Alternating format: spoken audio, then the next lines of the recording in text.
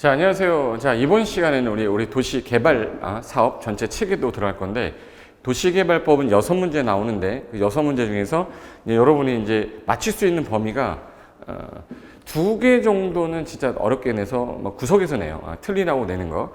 그 2개를 버리더라도 우리 4개에서 3개를 목표로 하면 되니까, 일단 체계도상에서 도시개발 사업 절차를 설명해 놨기 때문에 도시개발 사업 절차 중에 전체적인 흐름 잡고 그 안에서 나오는 파생되는 것들에 대해서만 이제 딱 정리해 두고 가시면 최소 3개에서 4개 정도 맞힐 수 있으니까 뭐 열심히 해가지고 3개, 4개 맞히나 좀 잘 나오는 거 위주로 정리해서 3개, 4개 맞히나 똑같은 거니까 도시개발 사업은 조금 약간 어렵고 우리가 직접 한 실무상에서도 만나긴 하겠지만 실질적으로 해본 적이 없기 때문에 어렵게 느껴질 수 있어요. 그래서 제일 먼저 해야 되는 게 도시개발 사업을 하겠다 그러면 개발구역을 지정해야 돼. 자, 전체적인 흐름은 이렇게 돼. 자, 어느 도시가 하나 있는데, 여기 A시라는 도시가 있어. 그럼 A시라는 도시에서 도시개발 사업을 하고 싶다. 도시개발이 뭔데?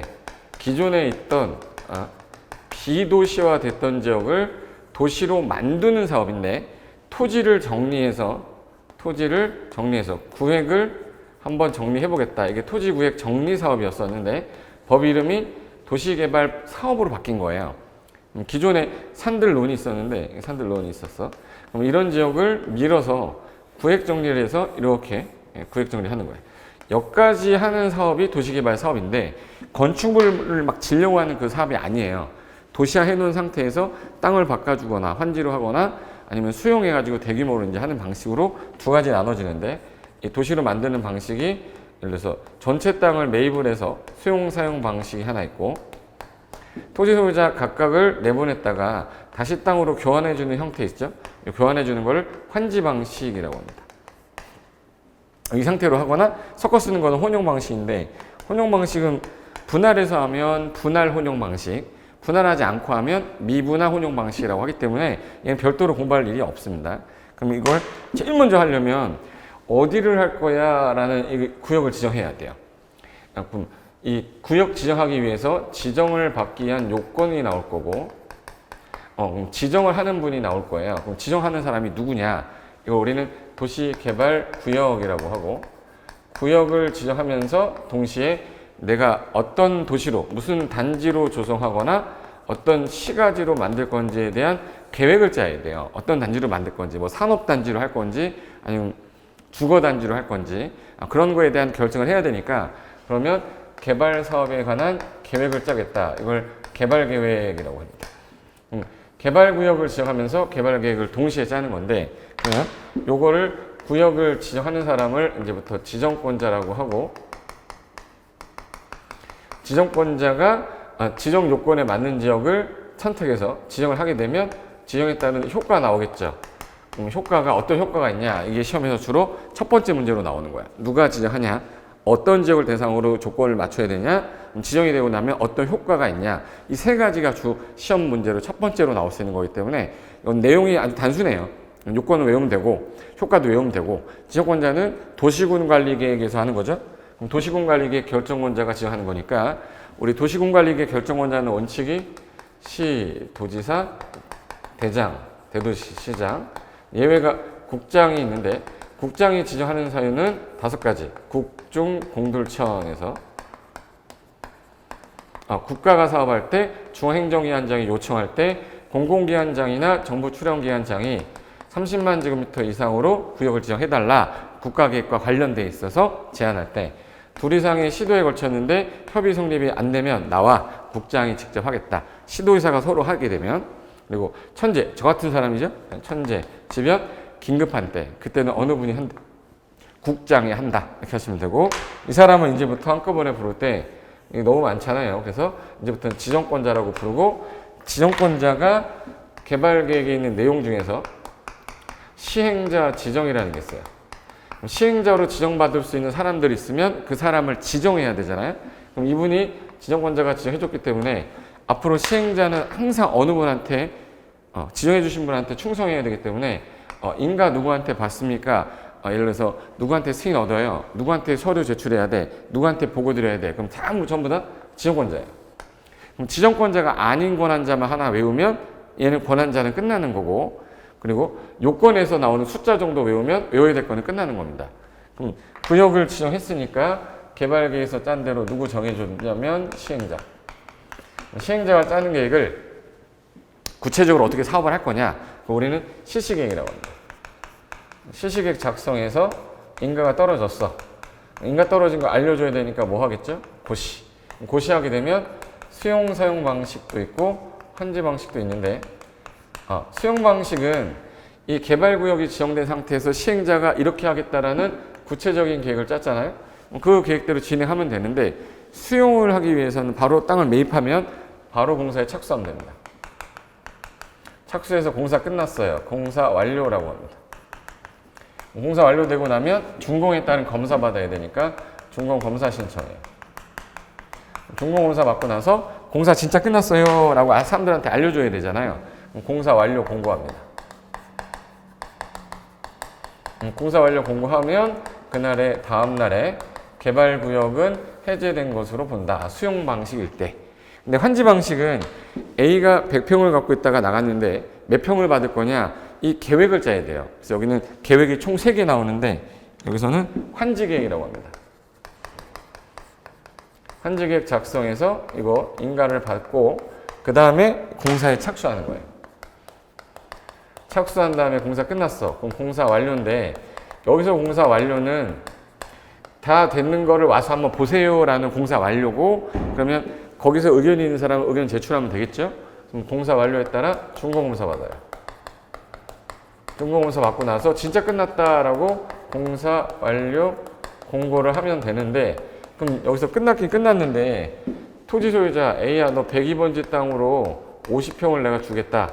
야, B, 너 103번지 땅으로 뭐 300평을 주겠다. 요 계획을 짰는데 쭉 짰겠죠?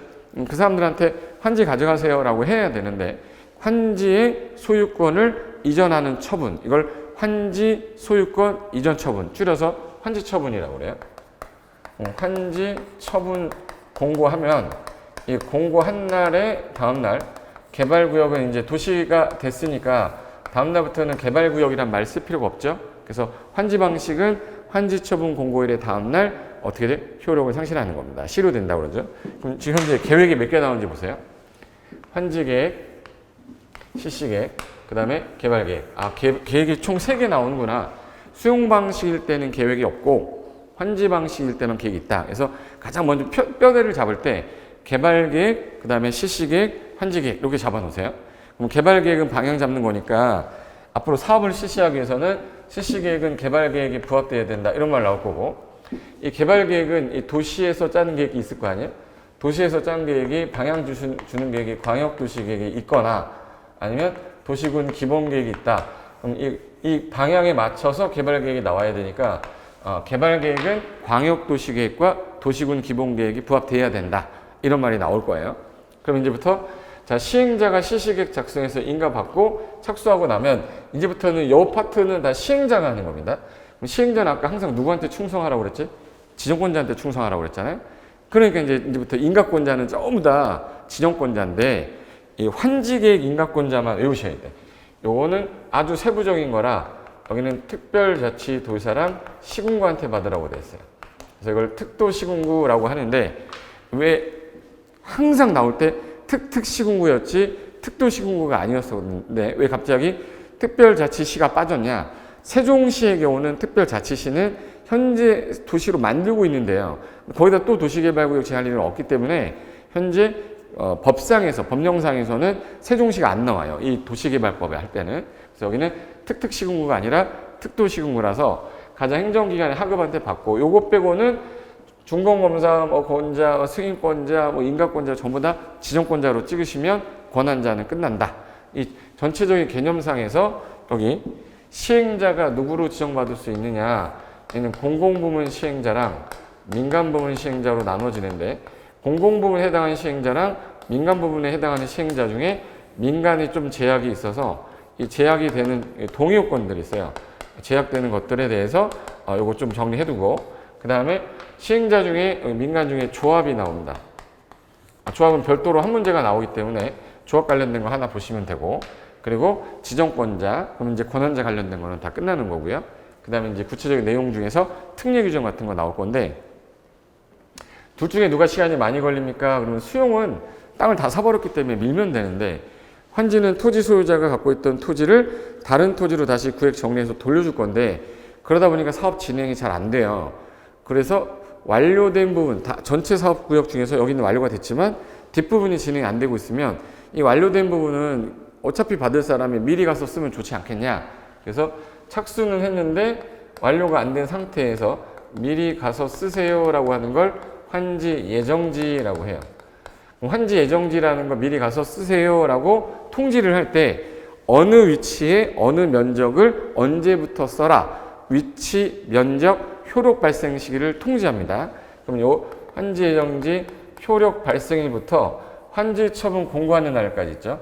요 공고하는 날까지는 환지 예정지 가서 쓰다가 다음날 요 확정되는 게 소유권이 요때 확정이 되고 청산금도 요때 확정이 됩니다. 그럼 소유권이 넘어오는 시점은 만약에 환지 처분 공고를 오늘 오후 3시에 했다.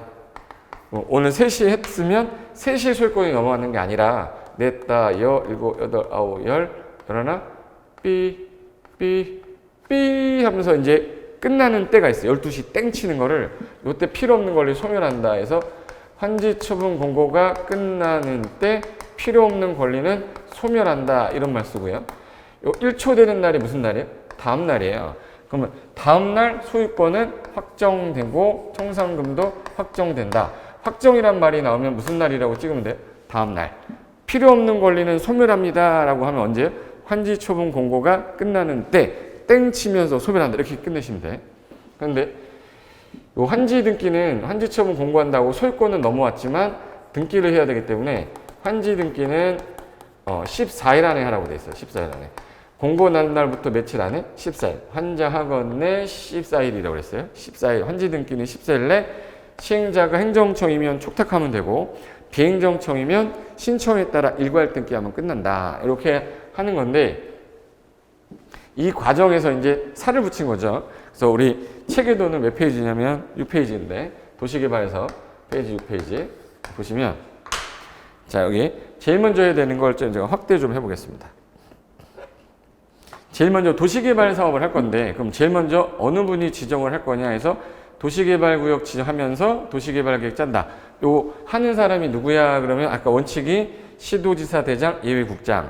국장이 하는데 지정권자가 지정하는 경우도 있댔지. 그걸 줄여서 뭐라 부르죠? 지정권자. 그럼 지정권자가 지정하는 사유 그러면 국중공둘천 했어요. 보시면 국가가 사업을 할 때 국가 국중공둘천 했었습니다. 국가가 할 때 국장이 하는 경우 중행정위원장 행정청끼리 요청할 때는 이거 요청이란 말 쓰고 제안이란 말 안 써요. 행정청끼리는. 근데 시험 문제 맨날 내면 지방행정기관장이 요청 이렇게 나와요. 지방행정기관장은 지자체장한테 가야지 국장한테 가는 게 아니기 때문에 맨날 답으로 나왔던 게 지방자치단체장이 국장한테 요청할 때에는 국장이 지정할 수 있다. 틀린 거죠. 또 시장군수가 뭐 국장한테 요청하면 정할 수 있다. 이런 거 없어요. 시장군수는 시도지사한테 가면 되죠. 도지사한테. 그리고 공공기관장, 정치기관장이 30만 이상으로 국가계획 관련돼서 제안할 때 그리고 둘 이상의 시도에 걸쳤는데 서로 지정하려고 했는데 협의가 안 됐어. 그럼 그때는 윗사람한테 조정시하는 게 아니라 이 사람이 직접 지정해 줍니다. 누구를 너가 해 그러면 한 명이 삐지기 때문에. 그래서 천재지변일 때에는 그때는 누가? 국장이. 그래서 이걸 국중공둘천이니까 이거 간단하게 외워두시고 그 다음에 개발구역을 지정과 동시에 개발계획 짤 때 개발계획 안에 들어있는 내용에 대해서는 내면 일단은 잘 나오는 거는 요거. 이 개발계획은 방향 제시하는 거니까 개발계획은 무슨 계획에 부합돼야 된댔죠? 개발계획은 아까 위에 있던 아까 광역도시계획하고 무슨 계획에? 도시군 기본계획에 부합돼야 돼요. 그래서 개발계획은 현재 광역하고 기본계획 부합돼야 되고 실시계획은 뭐에 부합돼야 돼? 개발계획에.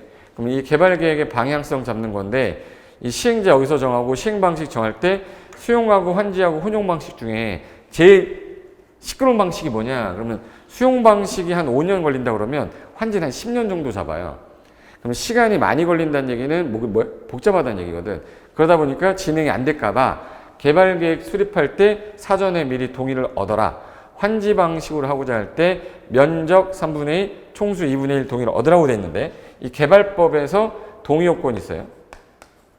동의 요건이 면적이 먼저 나오고 총수가 뒤에 나오는 이유가 도시개발 사업할 땅의 면적이 최소한 3분의 2 있죠. 3분의 1을 일단 동의를 얻고 그 3분의 1을 가진 사람의 숫자가 절반은 돼야 돼요. 이 땅의 소유자가 만약에 100명인데 100명. 한 명만 동의 얻으면 할 수도 있냐? 그건 아니고 최소한 절반 동의를 얻대. 근데 그 51명이 동의하면 가능하지만 51명이 가진 땅이 요거면은 이건 사업하면 안 되죠. 그래서 면적은 항상 3분의 1로 돼 있어요. 그래서 면상이라고 그래요. 면상이. 면적은 3분의 2 플러스 그 3분의 1을 가진 사람의 숫자가 2분의 1을 돼야 된다 해서 면상이 총마잔 2분의 1 이렇게 됐어요. 면적 3분의 2, 총수 2분의 1. 이건 시험 문제 나오면 둘을 위치를 바꾸거나 3분의 2하고 2분의 1 중에서 뭐 하나를 3분의 1로 바꾸거나 그래서 면적 3분의 2, 총수 2분의 1인데 이 동의요건이 5개가 나와요. 5개가 나오는데 4개가 면적 3분의 2, 총수 2분의 1인데 하나가 2분의 1, 2분의 1입니다. 그러면 내가 5개를 외울 때 대부분 면상이 총 2분의 1인데 하나는 2분의 1, 2분의 1이다. 그거 하나 외워두면 일단 동의요건 다 외우는 거예요. 그럼 이제 시행자가 시행 방식 정할 때 무슨 방식이 시끄럽다고요? 환지. 환지 방식 미리 너 동의 얻어와. 면적 얼마와? 3분의 2와 총수 2분의 1. 동의 얻으면 내가 해주겠다. 그리고 개발 계획을 짤 때 동시에 짜야 되는데 이 내용이 아주 구체적인 내용이에요. 구체적인 내용일 때에는 나중에 구역 지정하고 나서 포함을 시켜도 된다 해서 총 18개 내용 중에 4개. 비용과 관련된 거 있죠. 사업 비용 관련된 거. 그리고 이 구역 안에 수용할 땅과 사용할 땅에 구분되는 아주 세부한 목록이 있어요. 세세한 목록은 이건 구역 지정하면서 지정하기가 애매하다. 계획 짜기가. 그리고 세입자를 어떻게 보호할 거냐. 세입자에 관한 계획은 구역 지정하면서 세입자까지 계획을 짤 수가 없어요. 그리고 구역이 너무 크면 이거 분할해서 할 수가 있는데 이걸 분할해서 할 때 109 먼저 하고 나갔다 들어오고 209 나갔다가 들어오고 309 나갔다 들어오는 걸 이걸 순차적으로 한 데서 순환 개발인데 구역 지정하면서 동시에 순환 개발하기가 곤란하니까 요거는 지정하고 난 다음에 개발 계획에 포함해도 됩니다. 그래서 요거 비용, 수용, 사용, 세입자 순환이라고 그래요. 시험 문제 어떻게 나오냐면 얘 4가지 써놓고 딴 거 하나 집어넣은 다음에 구역 지정한 후에 개발 계획에 포함되어도 되는 내용이 아닌 것은 그러면 얘네들 지우고 나면 하나가 답이거나 아니면 개발 계획 내용 중에 다른 거 4개 써놓은 다음에 얘네들 중에 하나 넣어놓고 그 다음에 여기 구역 지정한 후에 나중에 포함시켜도 되는 것을 고르시오 그러면 비용 들어간 거, 수용 사용 들어간 거, 세입자 순환 들어간 거 찾으면 돼요. 간단한 거야. 그래서 이걸 비용, 수용, 사용, 세입자 순환이라고 그래요. 비용, 수용, 사용, 세입자 순환해서 비용, 시오라고 그래. 시오자 들어간 것만 일단 X 이렇게 해버리면 돼요. 그리고 개발 계획을 짜려고 하는데 면적이 엄청 커. 면적이 너무 커서 330만 이상일 때는 주거 기능만 딸랑 넣으면 330만 제곱미터면 100만 평입니다. 그렇게 큰 면적을 개발 계획 짤 때 단순하게 주거 기능만 넣으면 안 되고 주거, 상업, 업무, 위락, 유통 기능이 모두 조화 이루도록 복합 기능 갖게 해라. 그래서 이게 복합 기능 가진 도시 만들라는 기준이에요.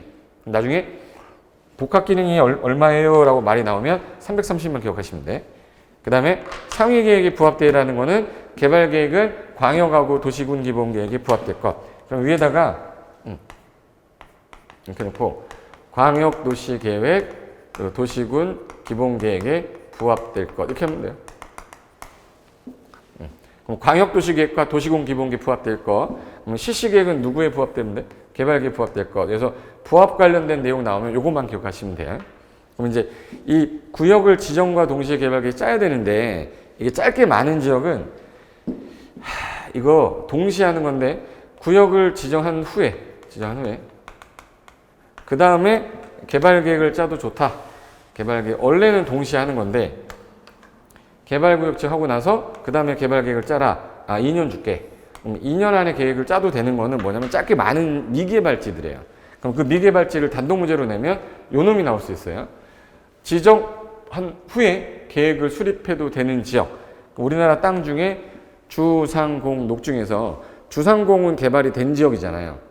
그럼 걔네들 빼고 녹간농자는 작게 많은 지역이라서 근데 녹지 중에 보존 녹지는 개발 사업을 못하기 때문에 그래서 자연 녹지, 생산 녹지가 나온 거예요. 자연 녹지, 생산 녹지, 도시지역, 외지역 그리고 개발구역 전체 안에 주상공을 더했더니 얘가 30% 이상이면 미개발지가 아니라 주상공은 기개발지예요.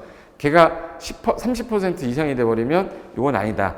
미개발지가 70% 이상이 될 때 구역 지정하고 나서 개발계획 짜자. 그래서 주거상업공업을 더한 면적이 전체의 30% 이하면 미개발지가 더 많은 거니까 구역 지정하고 나서 개발계획 짜자.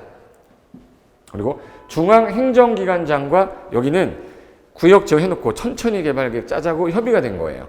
협의가 된 경우에는 구역 지정하고 나서 개발계획 짤 수 있는데 여기서 자연환경 보존지역을 제외하는 큰 목적은 자연환경 보존지역은 무조건 원칙대로 해야 돼요. 걔는 보존할 목적이 되게 큰 지역이라서 자연환경 보존지역은 협의를 하더라도 안 돼. 원칙적으로 가겠다. 그리고 개발계획을 공모했다는 얘기는 자 우리가 개발 사업을 여기서 할 겁니다. 개발계획안을 우리 지자체가 짜려고 했는데 이거를 다른 기관한테 공모를 받아서 요 내용으로 하겠다라고 하면 그럼 개발계획을 공모하려면 구역을 먼저 뭐 해야 돼? 지정해야지. 그래서 구역 지정하고 나서 개발계획 수립할 수 있는 지역 중에 하나가 공모한 지역. 그럼 요거 지역은 구역을 지정한 후에 개발계획 짜도 좋다. 근데 몇 년을 주냐면 2년 줘요. 그럼 2년 안에 만약에 안 짜면 할 마음이 없다 해서 2년이 되는 날에 다음 날 해제된 거로 본다. 그리고 구역이 지정되면 효과 중에 하나가 지정되기 전에 뭐 농림지역이었어요. 비도시죠. 그럼 얘는 농림지역인데 개발구역을 지정하면 개발이 바로바로 안 되기 때문에 법에서 지정되는 순간 당해지역은 도시지역과 지구단위계획구역으로 의제시킵니다. 지정되는 순간. 그래야 농림지역을 도시로 바꾸려면 시간이 많이 걸리니까 지정하자마자 도시적으로 보고 바로 개발 사업 들어가게 해줄게. 근데 난개발을 막기 위해서 하늘이 주신 선물 뭐였죠? 지구단위계획. 그럼 요거는 지구단위계획구역으로 의제시켜 주는데 이미 여기가 지구단위계획구역이었거나 취락지구였다. 얘네들의 경우는 이거를 의제하지 않아요. 왜 안 하냐면 이미 지구단위계획구역인데 뭘 지구단위계획으로 의제를 할 거냐. 그리고 취락지구에는 뭐가 들어있냐면 여기 지구단위계획이 들어있어요. 취락지구 정비계획에. 그래서 이 둘은 지구단위 들어있는 거기 때문에 지구단위계획구역 의제할 필요가 없다. 그래서 지치는 의제 안 한다 해서 지포라고 그러죠. 지포는 여기는 의제할 필요가 없고 그러면 이제 지구단위계획구역 지정되면 우리 3년 안에 계획 짜야 된다는 건 배웠잖아. 그럼 지구단위계획을 어디다 넣을 거냐? 개발계획하고 실시계획 중에 어디가 더 구체적 사업계획이냐면 방향 잡는 거고 구체적 사업계획이잖아요. 그래서 여기 안에 무슨 계획이 포함되어 있어요?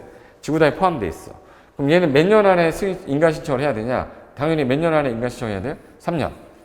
그럼 3년 안에 인가 신청을 안 한다는 얘기는 현재 이 사업을 할 마음이 없다는 거로 봐요. 그럼 이제 아까 동시에 개발구역 지정하고 나서 시행자가 실시계획, 실시에 몇이라고 써있네? 3이라고 써있죠? 3년 안에 인가 신청을 안 하면 3년이 되는 날에 다음날, 항상 실효는 다음날이에요. 다음날 구역은 해제된 거로 본다. 근데 구역을 지정하고 나서 계획을 짜는 경우에 이런 짧게 많은 지역은 2년 주겠다. 그리고 나서 실시계획 인가 신청하고 3년 줄게. 그럼 요 2년이 되는 날, 3년이 되는 날까지 안 짜면 다음날 해제되는데 이 면적이 너무 큰 거예요. 그럼 이건 짧게 많을 거 아닙니까? 그때 330만 이상이면 요 2년이라는 단어가 5년으로 바뀌고 3년이라는 단어가 5년으로 바뀐다는 뜻이에요. 그래서 이게 구역을 지정과 동시에 개발계획 짰을 때 시행자는 3년 안에 인가 시작할 것. 근데 구역 지정하고 나서 개발계획 짤 때는 2년, 그 다음에 3년인데 330만 이상일 때는 5년까지 주겠다. 이렇게 하시면 돼요. 이게 구역 지정의 효과랑 그 다음에 절차상에서 실효되는 규정이 그럼 총 몇 개가 나온 거냐면 실효된다는 건 효력을 잃는다는 뜻이에요. 실효된다는 게 지금 현재 3개 나왔어. 자, 원칙적으로 동시에 개발계획 짜면 3년 내 인가신청 안 했을 때 하나, 그리고 개발계획 짜고 개발계획 짤 때 구역 지정하고 개발계획 짤 때 제가 개발이란 말 나오면 무조건 항상 따라다니는 숫자 있댔어요. 이런 개발 그랬지. 항상 2년 따라다녀요. 개발이란 말이 나오면. 그럼 2년 안에 개발계획 안 짰을 때 그리고 실시 인가를 3년 안에 신청 안 했을 때 330만 이상일 때는 5년인데 그럼 하나, 둘, 세 개죠. 요게 해제가 됐을 때 이거 완료된 상태가 아니기 때문에 종전 용도로 아까 환원해야 되잖아요. 도시지역으로 의제됐던 거는 종전 용도로 환원하고 지구 단위 계획은 폐지된 걸로 보겠다. 근데 아까 수용 방식하고 환지 방식 가게 되면 수용 방식은 공사 완료 공고일에 다음날 해제되는 거고, 환지 방식은 환지 처분 공고일에 다음날 해제되니까 요 다음날 해제됐을 때는 완료돼서 해제된 거잖아요. 종전 용도로 환원하지 않는다. 이런 말 쓴다. 이렇게 보시면 돼. 그리고 나서 자, 여기 밑으로 가시면 자, 시행자로 지정받을 수 있는 사람을 보시면 자, 여기서 시행자로 지정받을 수 있는 사람이 국가지자체, 공공기관, 정치기관, 지방공사인데 이들을 한꺼번에 우리 부를 때는 공공부문 시행자라고 하고, 토지 소유자, 조합, 그리고 이 조합은 토지 소유자가 만든 조합이에요. 세입자나 거주자가 아닙니다. 그리고 수도권에 있다가 이전하는 법인, 건설사업 등록한 등록업자, 토목건축 인허가 권한을 갖고 있어서 이 사람들이 인허가 능력이 있어서 요 사업할 수 있는 능력이 있다고 인정되는 자, 투자회사, 예를 들어서 부동산 투자회사 중에 뭐 자기관리, 위탁관리 부동산 투자회사, 부동산 개발업자는 시행자로 지정받으면 가능한데 얘네들은 민간이라서 민간부문 시행자라고 하는데 민간하고 공공이 같이 출자한 거예요. 그때는 공동출자법인이라고 해서 공공이 50% 이상 출자를 하면 공공으로 보고요. 민간이 50% 이상 출자하면 민간으로 보기 때문에 왔다리 갔다리 해서 박쥐라고 해요. 그리고 이 전체 사업 시행자로 지정받으려면 아까 누가 지정해 준다고 시행자를? 지정권자가. 지정해 줄 때 민간의 경우는 그냥 막 지정해 주진 않고 일반적으로 자, 전부를 환지 방식으로 하면 이 토지 소유자가 200명, 300명 있으면 다 나갔다가 다 들어와야 돼요. 그럼 이거 누가 와서 하려고 그러면 진행이 잘 안 되는데 이 안에 있는 너희들이 사업을 하고 너희들이 돈을 벌어라 그러면 좀 빨리 진행되겠죠. 그래서 법에서는 전부를 환지 방식으로 하게 되면 원칙적으로 토지 소유자나 조합을 시행자로 지정하는 거예요. 원칙이. 그래서 이게 시행자로 지정받을 수 있는 사람인데 얘네들 중에 누가 좀 제약이 심하다? 민간. 그래서 민간. 자, 지금 현재 전부를 환지 방식으로 하면 토지 소유자 조합이라고 했는데, 자, 전부를 환지 방식으로 할 때는 토지 소유자 조합이라고 했던 이 부분이 있었죠. 여기. 자, 토지 소유자 조합이 하는데 이 화살표가 옆으로 쭉 가면 이렇게 해서 갈 거예요. 위로. 그럼 이제 맨 위에 자, 지자체 등이 시행자가 되는 경우가 있고 저 시행자로 지정받고 나서 시행자 변경하는 사유가 있는데 요거는 제가 설명을 좀 자세하게 좀 하겠습니다. 여기서 시행자 변경세 하기 전에 자, 여기서 요거 하나 보고 갈게요. 자, 여기서 개발구역을 지정하려면 제일 먼저 해야 될 요건부터 기억하셔야 되니까 개발구역 지정하기 위해서 지정권자가 면적 요건이 맞아야 돼요. 최소한의 면적은 도간 농자 중에서 자, 주거지역, 상업지역, 공업지역, 녹지지역 중에서 먼 사업 못한다고 하나 했었죠? 보존 녹지는 못한다고 그랬어요. 그러면 이제 주상공 녹 중에서 여기 그 개발구역 면적 최소 이만큼은 갖고 와라 해서 여기 공업지역은 제외하고 주상 생자는 1만 이상이어야 되고 공장 같은 경우는 옆으로 많이 가야 되기 때문에 3만까지 이상 갖고 와라. 도시 바깥은 30만 제곱미터 이상 아니면 지정을 안 해주고 사적 개발 행위로 하세요. 그러면 주상생자는 1만 이상, 공업지역은 3만 이상, 바깥의 지역은 얼마? 30만 제곱미터 이상이어야 되는데 그 지역을 봤더니 초등학교도 있고 4차로 이상의 도로가 있는 거예요. 그럼 이제 해당 지역에 초등학교가 있다는 얘기, 기반시설이 어느 정도 갖춰졌다는 얘기야. 그럼 30만 이상 아니어도 된다. 10만이면 지정해주겠다 해서 초사 10만이라고 그래요. 초사 뭐야? 10만. 초등학교 4차로 있으면 10만 제곱미터 이상이면 지정이 된다.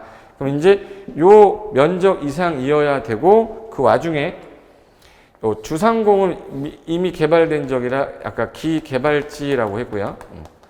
여기 보존녹지는 안 하니까 자연녹지, 생산녹지, 도시지역, 외지역은 미개발지인데 여기 지역은 막 지정하면 안 되고 해당 지역 중에 광역도시계획하고 도시군 기본계획에서 개발이 가능한 지역이라고 이렇게 정해져 있어야만 지정이 가능해요. 이렇게 지정해놔야. 요 지역에만 지정할 수 있는데 광역하고 기본계획이 없어도 원래 개발이 가능한 땅이 계획관리, 그 다음에 자연녹지는 원래 개발을 허용했던 땅이잖아요. 그래서 요거들은 광역이나 기본계획에 상관없이 요거는 개발 가능하기 때문에 그때는 지정할 수 있다. 그러면 이제 요 최소한 면적 기준에 맞아야 되고, 근데 요 면적 맞아야 되는데 이 면적이고 뭐고 상관없어. 최소한 취락지구, 개발진흥지구, 지구단위계 구역은 이미 취락지구로 개발하려는 땅이고 개발진흥지구로 개발하려는 땅이고 지구단위계 구역으로 개발하려는 땅인데 면적이 작으니까 지정이 안 된다? 이런 거 적용하지 마. 그러면 면적이고 뭐 제한 없이 지정 가능한 지역은 취계지인데 이게 중앙행정기관장과 협의한 땅은 면적에 상관없이 지정합시다 라고 개정을 했어요. 그래서 취계지중이라고 그래요. 취계지중. 국가균형 발전을 위해서 국장이 중앙행정기관장과 협의를 하면 면적이고 뭐고 따지지 않고 이거는 구역 지정할 수 있다까지만 기억하시면 돼요. 그러면 요걸 가지고 조건에 맞으면 지정을 해야 되는데, 지정하려면 항상 본인이 지정권자 직접 지정하는 경우도 있고 제안받거나 요청받아서 지정할 수 있는데, 순서가 항상 기초조사는 우리 공법에서 하여야 한다는데 도시개발법만 할 수 있다 임의사항입니다. 그리고 순서는 항상 의, 협, 심, 그리고 지정인데, 의견 청취가 주로 시험에 나오는데, 여기 내가 개발구역이 갖고 있는 땅이 지정이 되는 순간 나는 수용당하면 나한테 구체적인 효력이 발생하는 거기 때문에 구속력이 있을 때는 공람하라고 그랬죠. 그래서 공람은 무조건 해야 되기 때문에 일단 일정 기간 동안 사람들한테 보여줘야 돼요. 공람 기간을. 그래서 14일 이상 공람을 하는데, 그럼 공람을 하려면 알려줘야 되잖아요. 그래서 일간신문에 공고를 해야 되지만 면적이 10만도 안 돼? 그럼 일간신문에는 공고하지 말고 공고해서 주민 의견 들어라. 근데 공람이 끝났는데 면적이 엄청 커. 100만 제곱미터 이상인 겁니다. 그럼 그때는 공청회 하라고 됐어요. 그래서 공청회란 말 나오면 항상 100만 떠올라야 돼요. 100만. 공청회 나오면 얼마? 100만. 그래서 100만 이상일 때만 해야 된다. 그리고 나서 지정권자가 국장이면 중앙과 협의심의하고, 시도대장이면 지방과 협의심의한 후에 구역을 지정하면, 요때 아까 지정되자마자 무슨 지역으로 본다고 그랬죠? 도시지역하고 지구단위계획구역으로 결정고시 의제한댔어요. 근데 이미 지추였던 지역, 지구단위계획 취락지구였던 지역은 의제한다 안 한다? 안 한다. 여기까지가 구역지정 요건, 제외, 특례규정, 그 다음에 지정에 따른 효과입니다. 이게 주로 이제 제일 많이 나왔던 부분이고.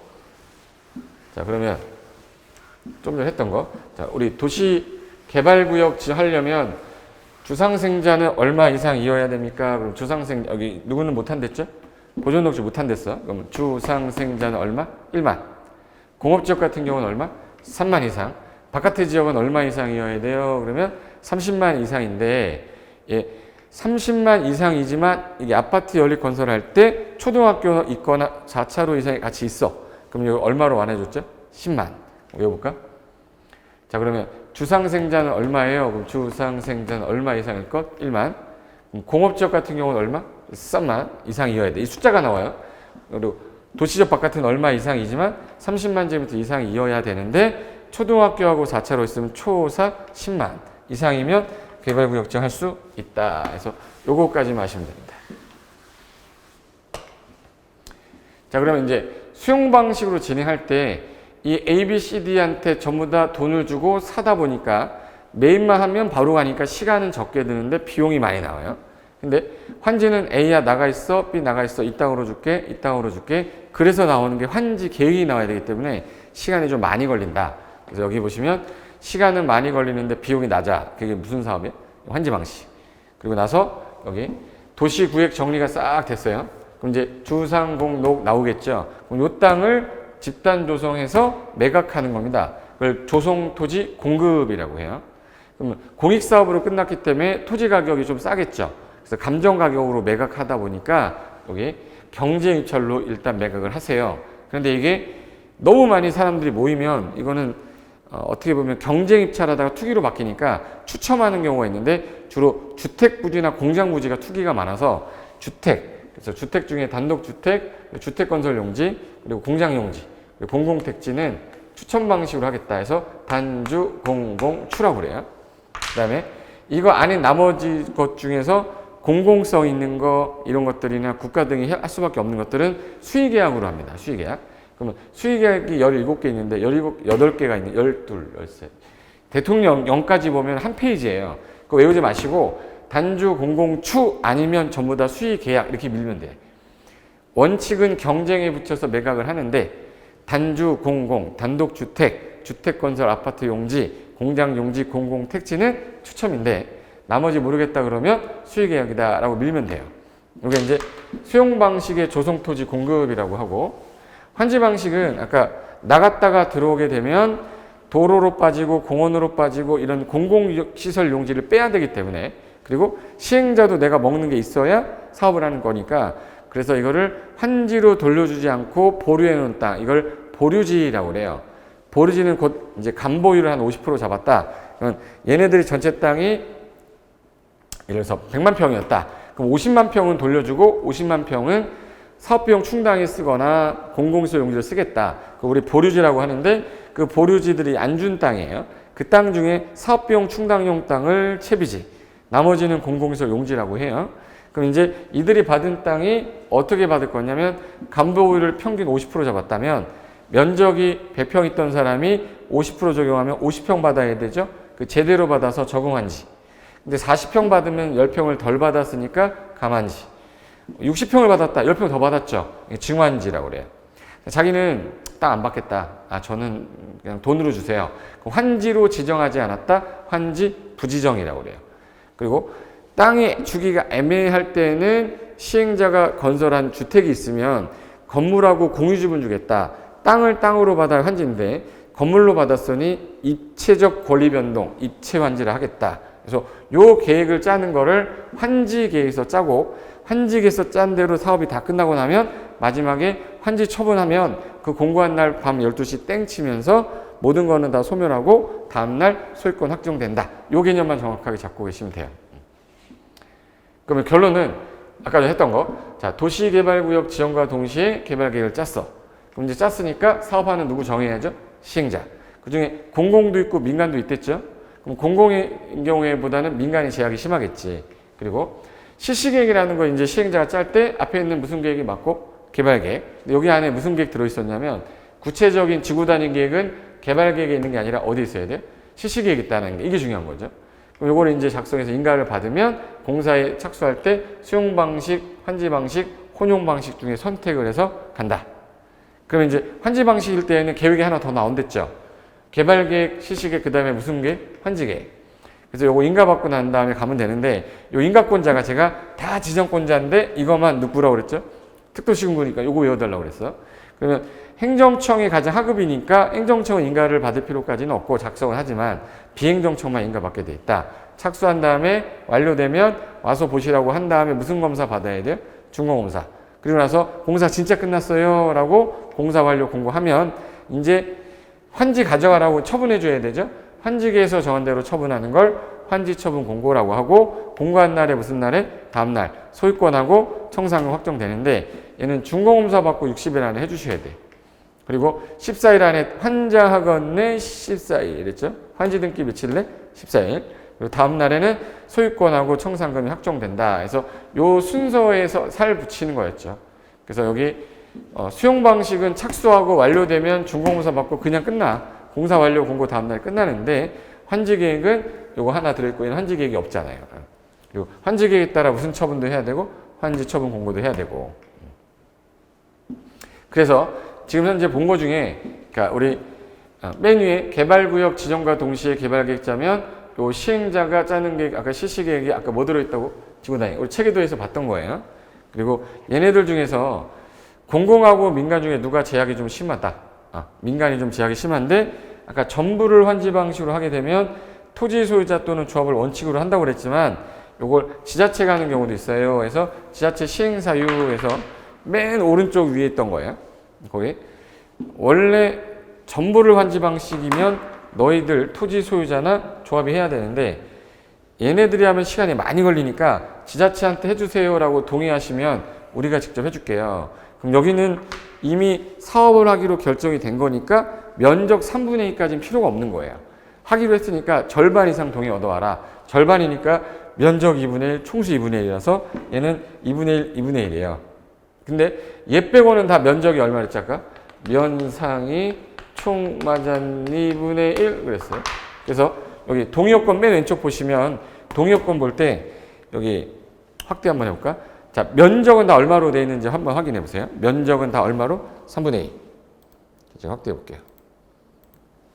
자, 면적은 다 3분의 2, 총수는 다 2분의 1로 돼 있어. 근데 2분의 1, 2분의 1 써 있는 거 있죠? 2분의 1, 2분의 1, 요거는 지자체 등 시행사유에서 2분의 1, 2분의 1인 거예요. 그리고 나머지는 면적. 우리가 개발구역 지용 제한하려면 면적 3분의 2 동의 얻어와야 돼. 민간만. 그리고 수용할 때에도 마찬가지로 민간에게 수용 권한은 그냥 줄 수가 없다. 수용하려면 너 면적 3분의 1을 소유하고 총수 2분의 1 동의 얻어라. 그리고 개발계획 짤 때 무슨 방식이 약간 시끄러웠죠? 환지. 환지는 면적 3분의 2와 총수 2분의 1 동의 얻어라. 그리고 우리가 조합설을 하려면 최소한 면적 3분의 2와 총수 2분의 1 동의 얻어라. 다 보니까 면적 3분의 2, 총수는 다 2분의 1이죠.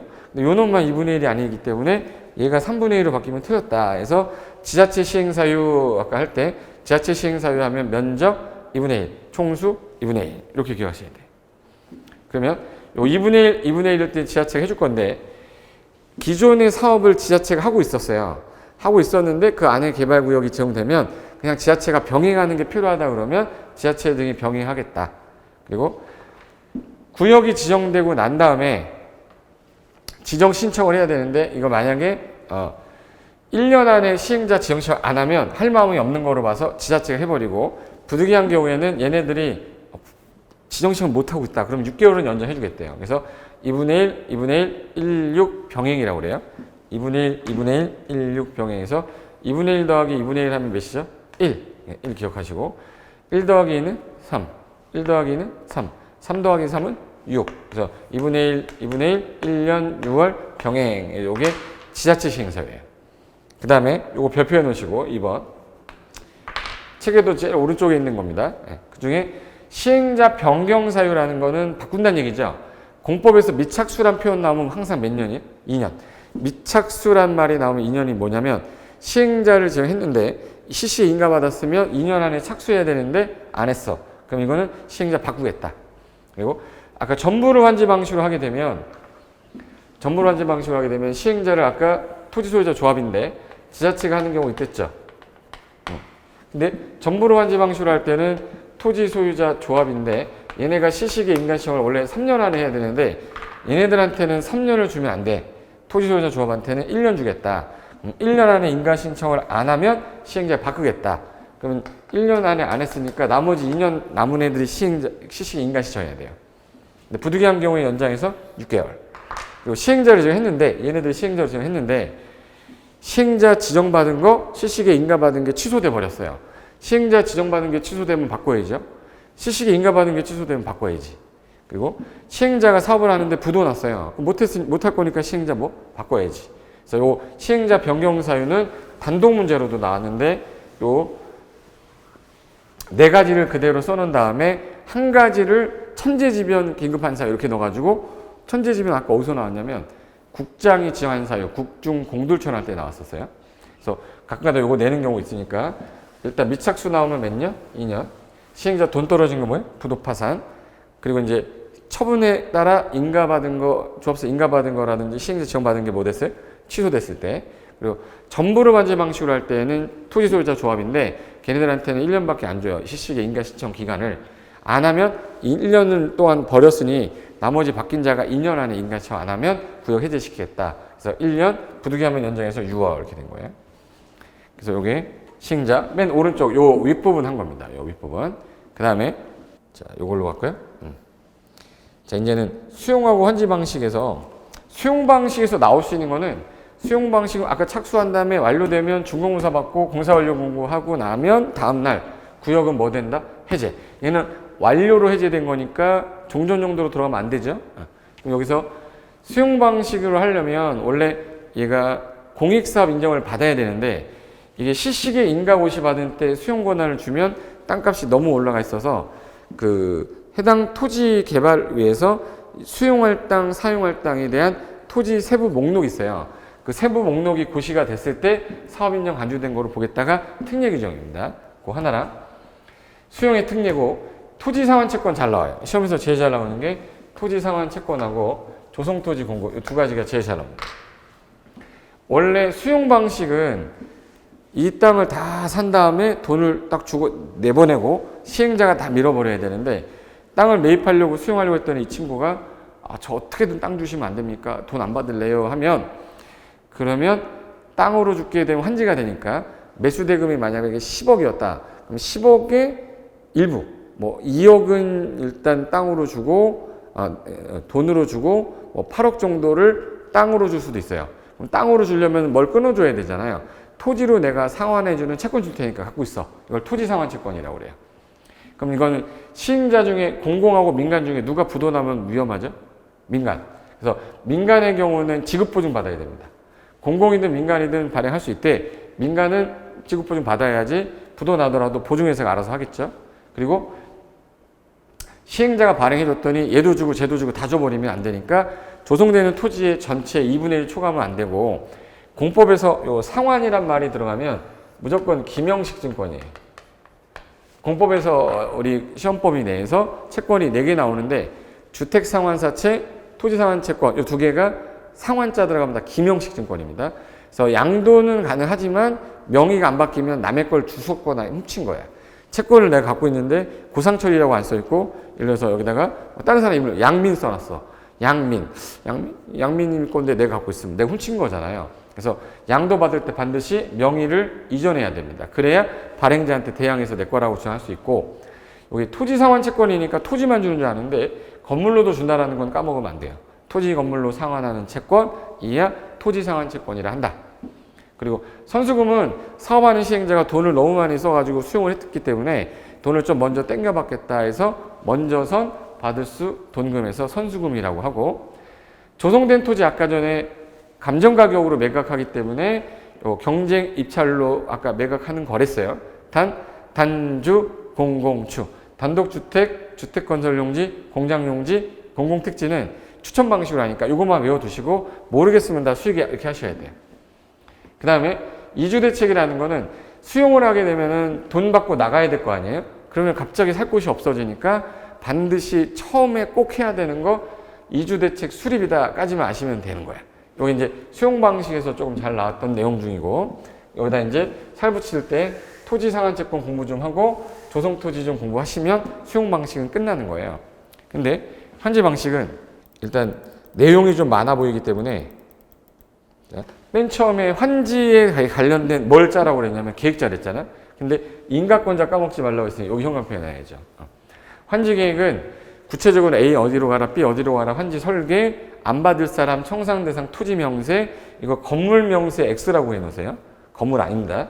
그리고 권리 명세, 소유권의 권리 명세, 채비지, 보루지 미리 빼야 되니까, 그리고 입체 한지가 있다면 건물 명세, 그리고 예정 지도, 환지 전후 대비도 작성하는 걸 갖고 이대로 할게요 라고 행정청이든 비행정청이든 환지 계획은 작성합니다. 근데 요 인가권자가 가장 행정기관의 하급이라 행정청은 인가를 받지 않고 행정청이 아닌 자만 인가 받는다. 요 말 하나 기억하셔야 돼. 그리고 착수한 다음에 공사 끝났으니까 보라고 한 다음에 의견 다 듣고 나서 공람기간 주고 반영해서 중공검사 받겠다. 공사 완료 공고되면 환지처분 공고하면 다음날 구역 해제되는 건데, 이게 깔끔하게 빨리 끝나면 좋은데 이게 좀 완료된 부분이 있고 더 완료된 부분이 있으면 요 환지 예정지 미리 써서 효력 발생일부터 사용 수익권을 주는 거야. 용익권을 주는 거야. 사용 수익권을 먼저 주겠다. 그래서 요 환지처분 공고가 있는 날까지만 사용 수익한다가 나중에 다음날 소유권이 넘어오면, 자 여기 환지처분 공고일에 무슨 날에 다음날 소유권 넘어왔죠?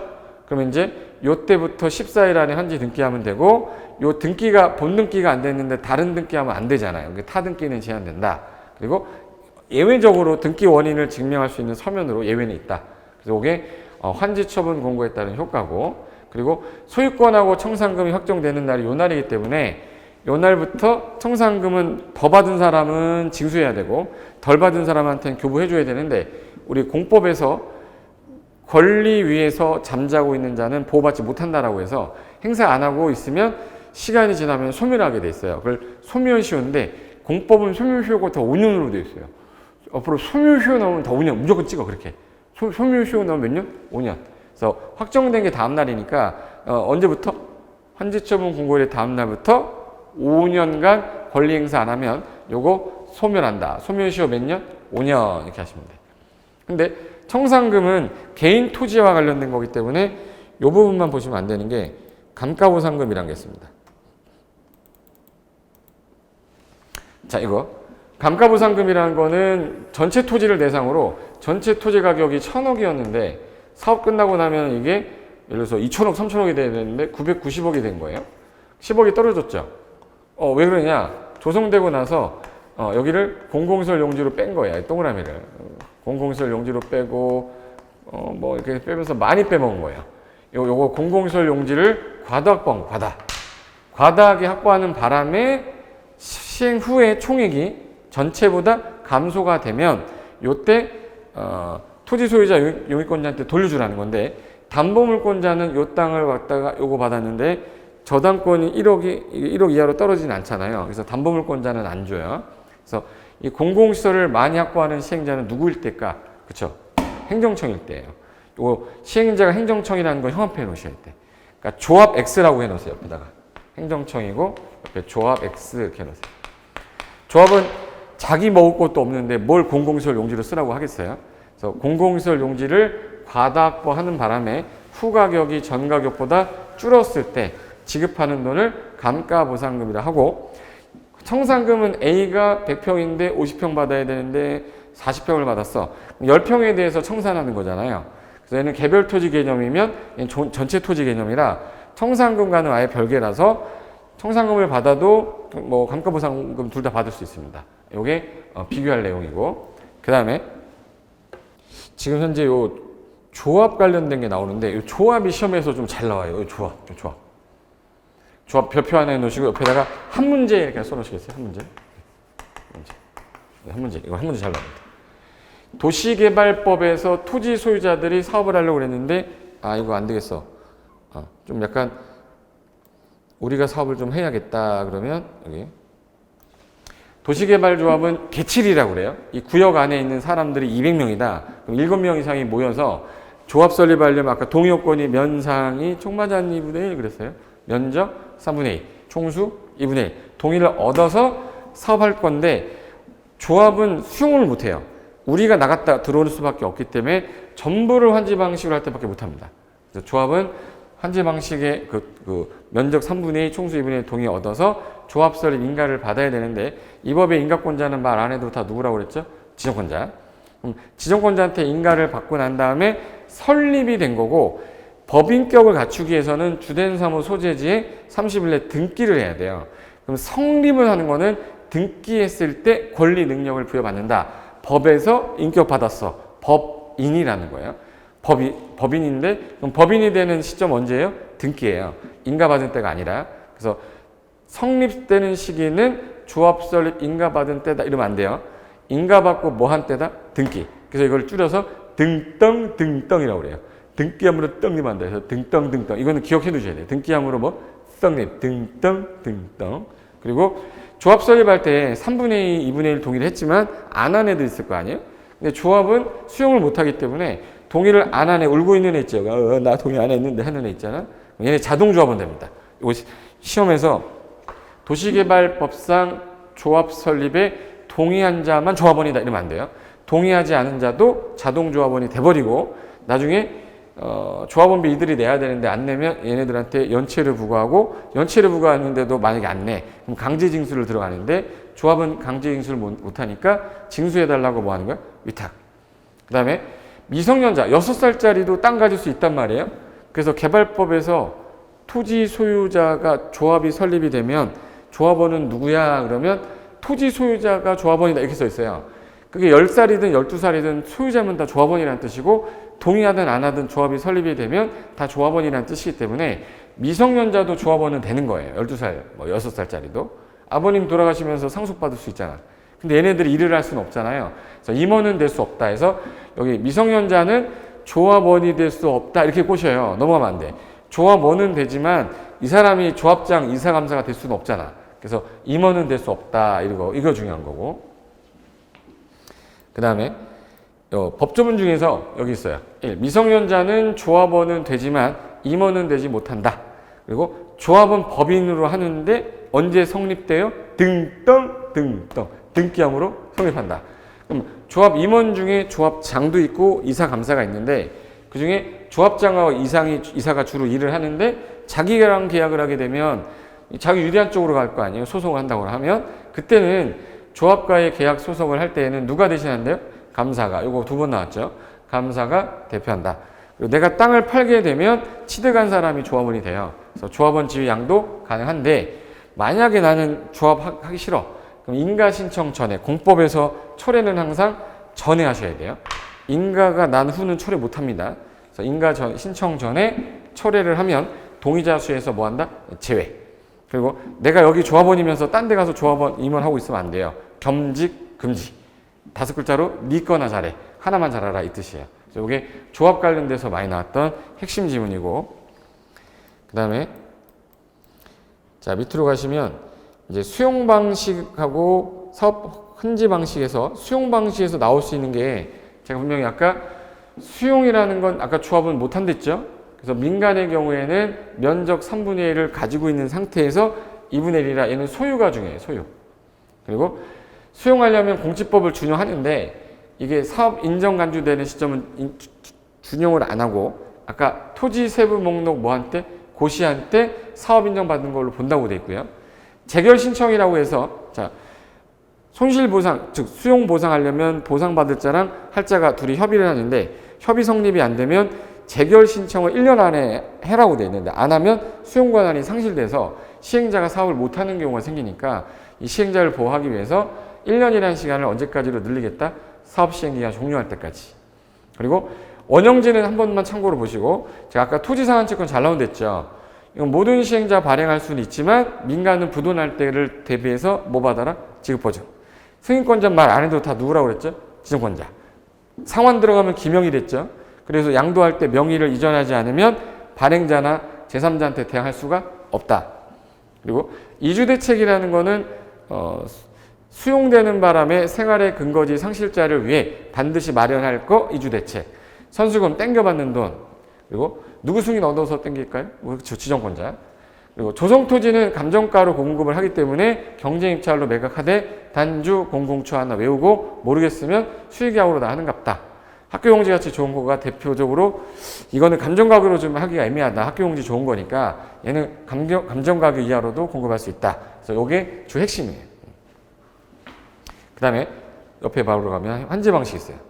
자, 환지 방식은 누가 계획을 짜냐면 시행자가 환지 계획 짤 때 행정청도 짜고 비행정청도 짜는데 비행정청만 인가받는다 했지 요 시행자가 인가받는다 이렇게 하면 틀려요.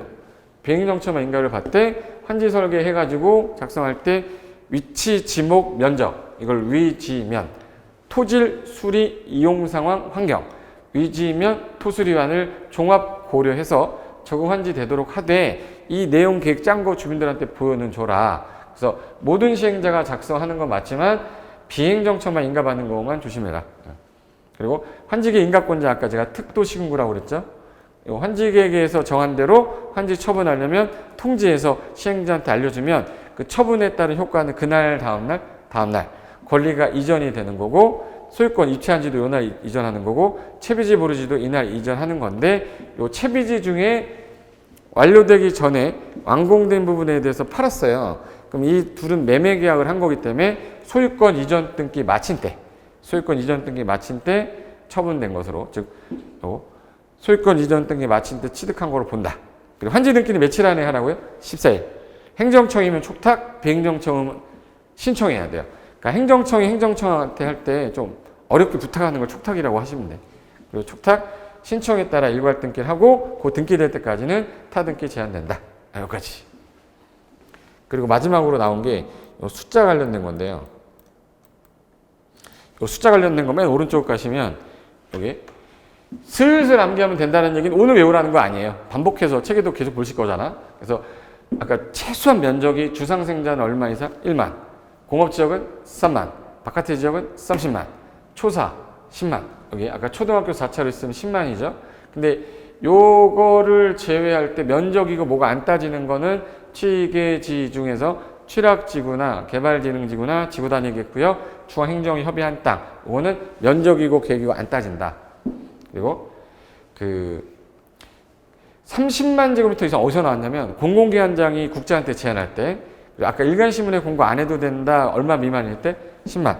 요거 빼고는요 전부 다 이상일 때가 기준이라서 아까 공청회는 얼마 이상 할 때 개최하세요? 100만. 그리고 복합기능 가진 도시 만드세요 할 때 아까 330만 이상일 때 아까 구역 지정하고 개발계획 짜는 거 2년 그 다음에 시식에 인가시 하는 거 3년인데 이게 330만 이상이 5년으로 안 됐죠. 그래서 여기 구역 지정 후 계획 짤 때 2년 3년이 5년으로 바뀌는 거 330만. 복합기능 330만. 공청회 개최하세요? 100만. 그리고 100만 이상이면은 나중에 시도가 그냥 지어면 안 되고 협의를 해다 해서 100만이 2번 나오고 일간신문에 공고 안 해도 돼. 야, 면적이 10만도 안 되면 그냥 공모에 고시해라. 그리고 공공기관이 국장한테 제안할 때 얼마? 30만. 그러니까 주상, 생자, 공, 박 1만, 3만, 30만. 취계지중은 면적 상관이 없다. 단 아파트 연립 건설하려고 했는데 이미 초등학교도 있고 4차로 도로 있어. 10만 이상이면 된다. 이게 면적 관련된 거라 한 개도 안 빠지고 다 나왔어요. 가로 안에 알맞은 숫자를 고르시오도 나왔고, 그래서 이거를 오늘 외우라는 거 아니니까 반복하면서 하나씩 기억하시면 됩니다. 그럼 마지막으로 시험에서 만약에 좀 출제 가능성이 있는 게 뭐냐? 맨 밑에 오른쪽에 하시면 시험 출제 가능성 있는 부분은 개발법에서 6문제 나오는데 요거만 달달해도 제가 볼 때는 4개에서 5개 맞힐 수 있는데 그 내용을 제가 전체적인 거 풀 잡았죠? 그럼 그 안에서 외워야 될 것들에 대해 붙이고 그다음에 문제 풀면서 가면 돼요. 첫 번째가 아까 면적령 요건, 주상생자는 1만, 바깥의 지역 3만, 아니 30만, 공업지역은 3만, 그리고 초등학교 4차로 있으면 10만, 그리고 일간신문에 공고 안 해요. 요거만 10만 미만이죠. 공공기관장이 국장한테 제안할 때 얼마? 30만 이상. 공청회 개최하세요. 100만. 시도가 제안할 때 국장과 협의해야 되는 거? 100만. 복합기능 가진 도시 만드세요? 330만. 그리고 2년, 3년이 5년으로 바뀌는 거? 330만. 요거를 줄인 거예요. 그 다음에 동의요건은 무조건 면상이 청마잔 2분의 1, 지자체만 2분의 1이었다. 그리고 국장이 제안한 사유 국중 공들처는 단독문제로 나왔고요. 취계 지중 이거는 면적이고 계획 상관없이 가능한 지역 골라라 그러면 취계 지중이 아닌 놈 고르는 거예요. 그 다음에 구역 지정되고 계획을 짜도 되는 짧게 많은 지역은 미개발지, 자연녹지, 생산녹지인데 보존녹지는 개발을 못하니까 도시지역 외지역 조상공 다도에서 30% 이하 중앙행정기관 협의한 땅, 그 다음에 개발계획 공모한 지역은 지정해놓고 2년 안에 개발계획 짜도 돼. 단 330만 이상이면 5년 이렇게 된 거예요. 구역 지정하고 나서 계획을 짤 때 나중에 포함시켜도 되는 거 너무 구체적이라서 그래서 비용, 수용, 사용, 세입자 순환해서 비용 시시시시해야 되겠었죠. 실시계획 안에 뭐 들어있어요? 지구단위계획. 그리고 실시계 인가가 나면 지구단위계획 결정은 도시군관리계획으로 하는 거라서 실시계 인가고시가 곧 도시군관리계획 결정고시로 본다. 만약에 기존 내용과 뭐 예를 들어서 상반되는 내용이 있으면 이 내용으로 변경된 거로 본다. 실효되는 게 아까 실시계 인가 시행하는 거 3년, 구역 지정하고 개발계획 짜는 거 2년, 그 다음에 이거 3년인데 330만 이상이면 5년으로 한다고 그랬었죠. 예. 그리고 공사 완료 공고일의 다음 날은 수용 방식, 환지 처분 공고일의 다음 날은 환지 방식. 요 날에 다음 날 해제된 거로 본다. 시행자 변경 사유 어떻게 돼요? 그럼 미착수 몇 년? 2년. 돈 떨어졌어. 부도 파산. 시행자 지정 인가 받은 거 뭐 됐어요? 취소. 토지 소유자 조합이 실시계 인가 신청 1년 내 안 하면 바꾸겠다. 단 6개월 연장해줄게. 지하철 해주세요. 그러면 2분의 1, 2분의 1, 16 병행. 수용 방식에서 나온 5가지랑 환지 개념만 아시면 이게 전체적으로 내용 끝나는 거예요. 이해되셨죠? 지금 이거 한 거 우리 도시개발법 6시간 했거든요. 제가 지금 이거 1시간 만에 끝냈습니다. 이걸 한 번에 다 이해하고 외울 수 있는 사람은 대한민국에 없어요. 저야 제가 이거 맨날 하는 일이니까 외웠지만 여러분들은 요 정도 범위 내에서 이제 살 붙인다고 생각하시고 개발법 테이프에 딱 붙여놓고 자꾸 보시면 됩니다. 이해되셨죠? 자, 그러면 요 도시개발 사업은 요걸 끝내고 정비 사업에서 다시 보겠습니다. 자, 수고하셨습니다.